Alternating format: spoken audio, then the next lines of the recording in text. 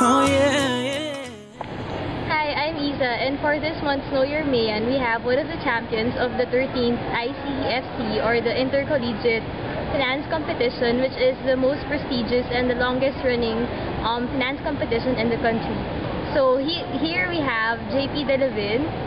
Hi. Hi. So how does it feel to be the champion of the ICFC? Okay lang.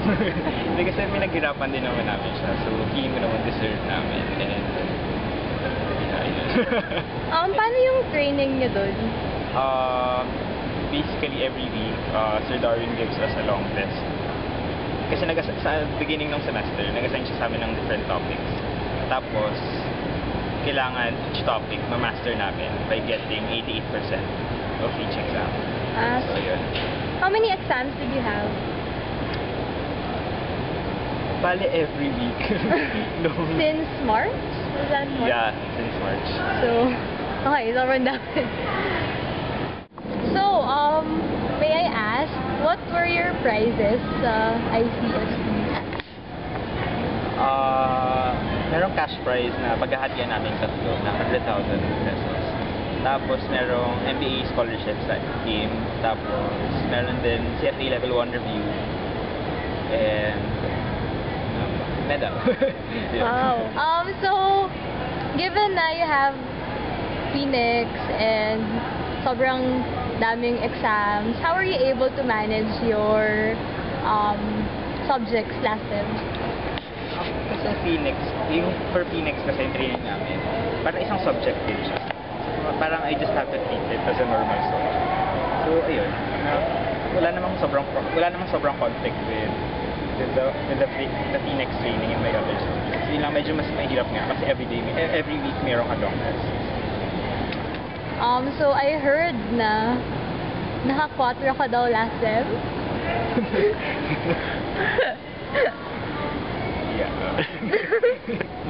Wala, gusto ko lang i-confirm. Okay. Hi. So aside from ACADS, ano pa yung ginagawa mo? Like extracurricular activities or ganun? Siyempre, member ako ng MAEA. Kaya ako MAEA. Part ako ng ACADS team. Ako yung head ng mock exams and ng tutorials. Kasama ko si Karen sa Pumar. And ako din yung parang head ng finance ng AIMS or ORSP part ng MAEA and ng CDM case analysis competition. Tapos aside from MAEA, member din ako ng Kaingin and ng NTAG. Yeah. So last sem, part ako ng production. So yun, nag-case. So given all those, what are your plans after graduation? Siguro pahinga muna for a month. And ayun, siguro mag-apply sa kahit anong company basta finance. Siyempre weird naman kasi ako mag-finance. Ayun, basta finance. Okay naman. What are you gonna do with your scholarship sa AIMS? Scholarship, hindi ko pa sure kung iti-take ko. Pero probably Kasi mayroon pa namang 5 years after graduation na kung kailan ko siya pwede i-avail. So now, let's go to the fun part. Meron akong deck of cards. Okay. And you're gonna pick a card and I have interesting questions here depending on the card you pick. Game. Okay, ano number? 6. Okay.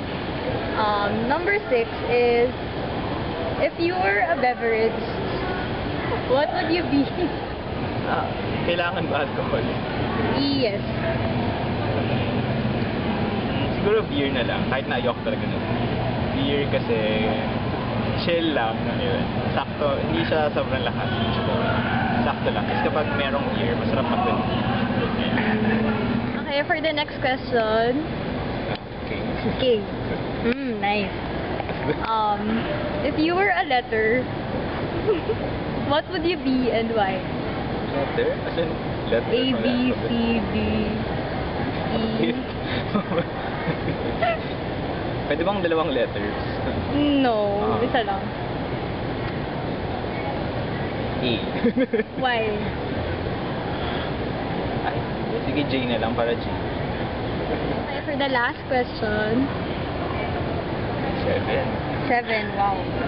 Okay. It's a Friday night and you're bored in your dorm room. Where will you most probably go and what will you do?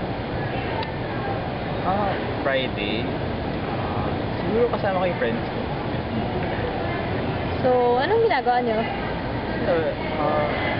Kwentuhan, inom, kote. Yun lang. So yun, thank you for your time and thank you for watching. Watch out for the next Know Your Mayan edition next month. Thanks! You could be my it girl, baby you're the girl, loving you could be a crime. Crazy how we fit, girl. This is it, girl. Give me 25.